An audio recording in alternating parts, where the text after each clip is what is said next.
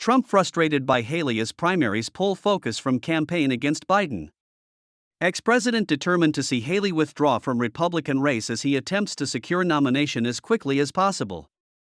Donald Trump's frustration with the former South Carolina Governor Nikki Haley has continued to mount, according to people close to the former president, with her refusal to withdraw from the race for the 2024 Republican nomination starting to cause operational headaches for his campaign.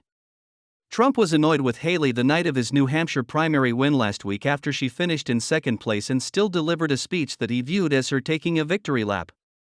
Trump's Achilles heel? Haley's refusal to drop out infuriates ex-president.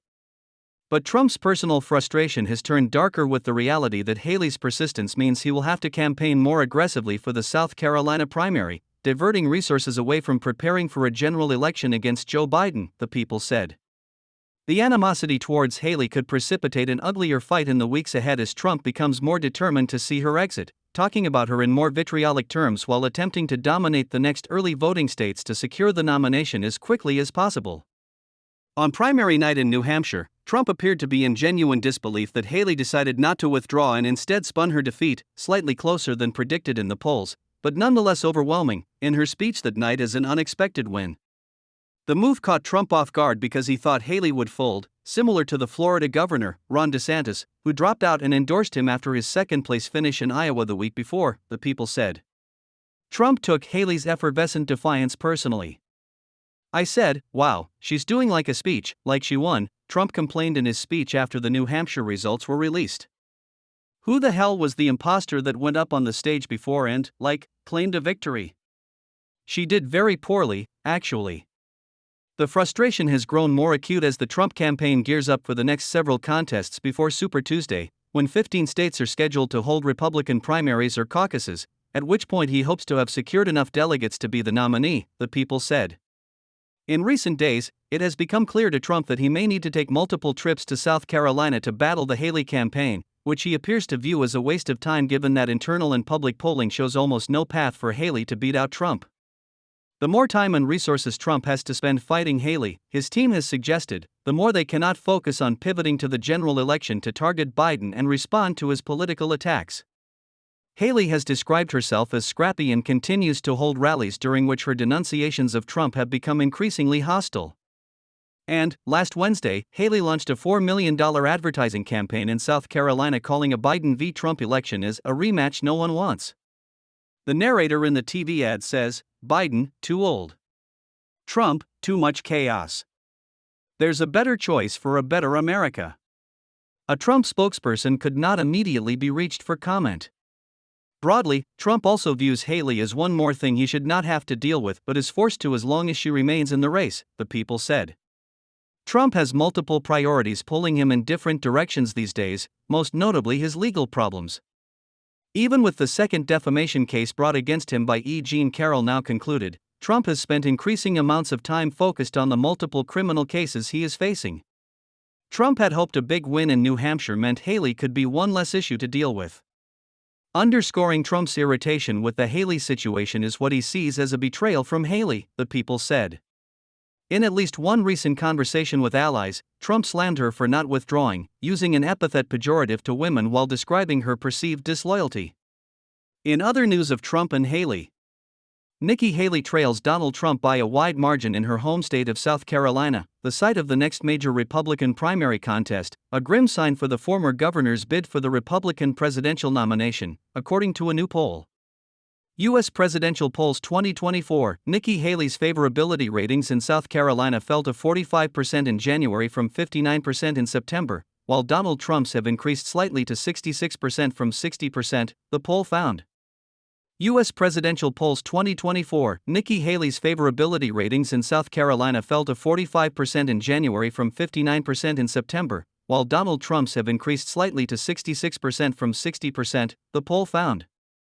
Nikki Haley trails Donald Trump by a wide margin in her home state of South Carolina, the site of the next major Republican primary contest, a grim sign for the former governor's bid for the Republican presidential nomination, according to a new poll. Trump leads Haley, who served 2 terms as governor of South Carolina, by 26 percentage points, 58% to 32%, according to a Monmouth University Washington Post poll released Thursday. Trump holds a commanding lead with women and men and among all age groups. Haley's favorability ratings in South Carolina fell to 45% in January from 59% in September, while Trump's have increased slightly to 66% from 60%, the poll found. The state's primary is scheduled for February 24.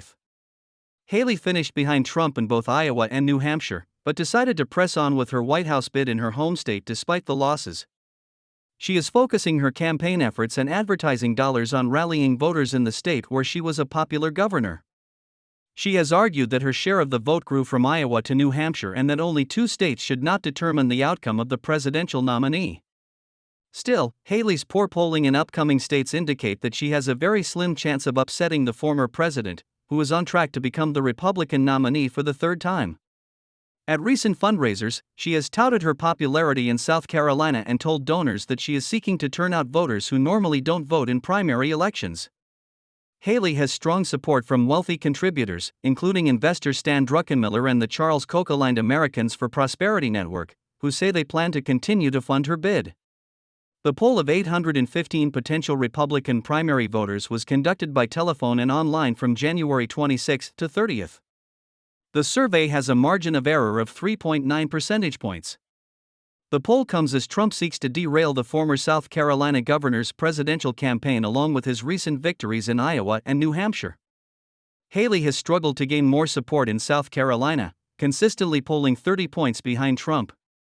Haley has committed to staying in the Republican presidential race through Super Tuesday but hasn't made it clear whether she'd still be in the race by the time the party's nominating convention rolls around in July.